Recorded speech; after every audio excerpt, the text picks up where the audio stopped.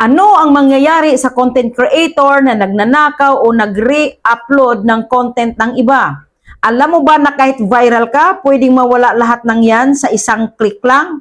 Likes, followers, earnings, boom! Dahil lang sa content na hindi sa'yo. Panoorin mo to hanggang dulo kung ayaw mong masayang ang pinaghirapan mo.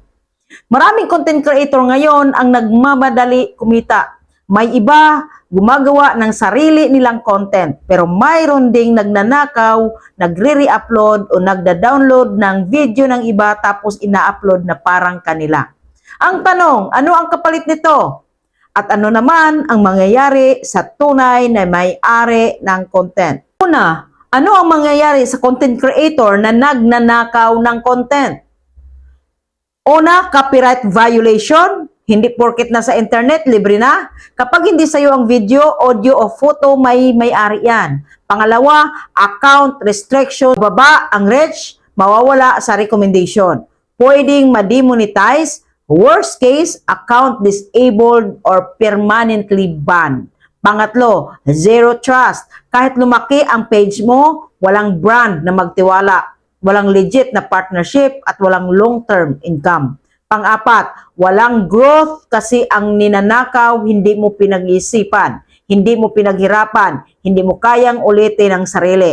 Tandaan mo, madaling magnakaw pero mahirap magtagal. Pangalawa, ano ang mangyayari sa may-ari ng content na ninakawan? Una, may karapatan siya, ang original creator.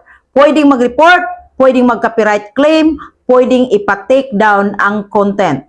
Pangalawa, mas lalo siyang lalakas. Ang algorithm ay pabor sa original content, consistent creator, authentic voice. Kaya kahit may magnakaw, babalik pa rin ang audience sa totoong creator. Pangatlo, mas matibay ang personal brand. Dahil ang original, may kwento, may personalidad, may kredibilidad. Ang ninanakawan, nasasaktan, oo, pero hindi nawawala ang halaga niya. Kung baguhan ka, huwag kang magnakaw, huwag kang magmadali kumita.